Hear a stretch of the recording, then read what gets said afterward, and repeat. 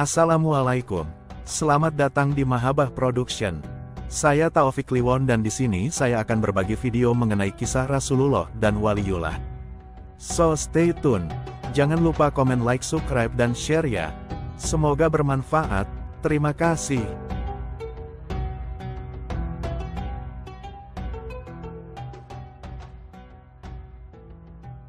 Sejarah bangsa Indonesia tidak bisa dilepaskan oleh peran para bapak pendiri bangsa. Mereka adalah kader terbaik bangsa Indonesia yang telah mempertaruhkan segalanya dalam rangka mewujudkan negara yang merdeka dan berdaulat. Kemerdekaan dari para penjajah adalah semangat semua bangsa. Tidak ada pembenaran sama sekali atas tindakan penjajahan di muka bumi ini, dengan mengatasnamakan apapun. Kemerdekaan yang telah berhasil direbut bukan tanpa tantangan. Justru setelah merdeka, persiapan yang akan dihadapi ke depan dalam membangun sebuah bangsa adalah tugas berat yang disadari oleh para pendiri bangsa. Menyadari bahwa bangsa Indonesia, yang terdiri dari berbagai latar belakang yang berbeda dan sangat heterogen itu tidak mungkin bisa mewujudkan cita-citanya jika tidak dilandasi dengan persatuan. Dan persatuan ini tentu menuntut banyak kompromi dalam berbagai hal yang perlu disepakati bersama. Awal mula ketika para pendiri bangsa berkumpul dan berunding dalam merumuskan Pancasila, semuanya telah berusaha sepenuhnya dalam menemukan titik temu di antara kesepakatan yang dirumuskan. Dalam hal ini rumusan Pancasila yang telah disepakati dan disertakan dalam Piagam Jakarta ternyata menimbulkan sedikit gesekan. Redaksi awal Piagam Jakarta mengenai sila pertama dalam Pancasila adalah adanya 7 huruf yang berbunyi, dengan kewajiban menjalankan syariat Islam bagi pemeluk-pemeluknya. Sebelumnya penulisan itu telah disepakati bersama oleh semua anggota PPKI, Panitia Persiapan Kemerdekaan Indonesia, saat itu. Namun, belakangan muncul protes dari sebagian perwakilan tokoh dari Indonesia Timur yang menuntut untuk dihapuskannya 7 kata tersebut.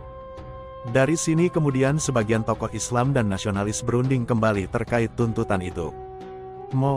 Hatta meyakinkan bahwa penghapusan itu bukanlah satu hal fatal, sebab tidak menghapuskan kata ketuhanan sama sekali. Demikian juga yang disampaikan oleh Soekarno yang menegaskan bahwa satu hal paling penting terlebih dahulu adalah persatuan, sebab rumusan tersebut dalam satu waktu bisa saja diamandemen melalui mekanisme yang disepakati bersama. Sedangkan Wahid Hasyim, saat itu yang mewakili dari kalangan Islam mempertimbangkan konsekuensinya. Kebuntuan dalam perundingan tersebut membuat Gus Wahid Hasyim merasa perlu untuk sowan ayahnya, Hadaratus Syekh Kiai Haji Hasyim Asy'ari di Jombang.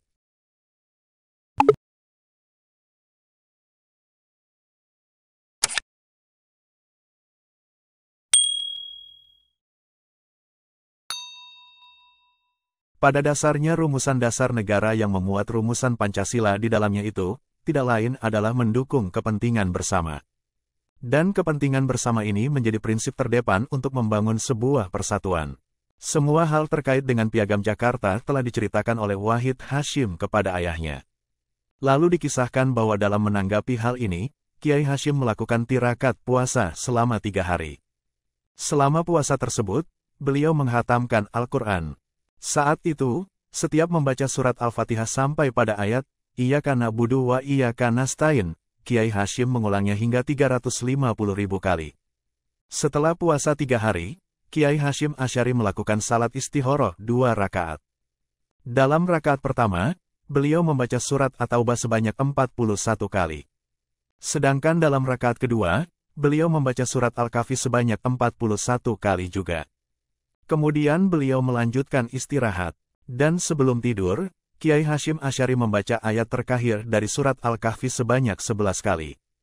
Paginya, Kiai Hasyim Asy'ari memanggil putranya, Gus Wahid Hasyim, dengan mengatakan bahwa rumusan Pancasila dalam Piagam Jakarta dengan penghapusan 7 kata, ketuhanan, dengan kewajiban menjalankan syariat Islam bagi pemeluk-pemeluknya, dan digantikan dengan kalimat, ketuhanan yang Maha Esa, merupakan konsep ketauhidan yang sudah sesuai dengan syariat Islam. Kisah-kisah di balik layar seperti itu mungkin tidak banyak diterima oleh orang lain. Namun, bagi masyarakat Islam kalangan Nahdliyin adalah sebuah isyarat akan perjuangan lahir batin para ulama dalam mendukung konsep Negara Kesatuan Republik Indonesia dan berperan aktif di dalamnya. Dan tidak heran betapapun kerasnya perbedaan pendapat mengenai hal ini, tetapi kelak Pancasila akan tetap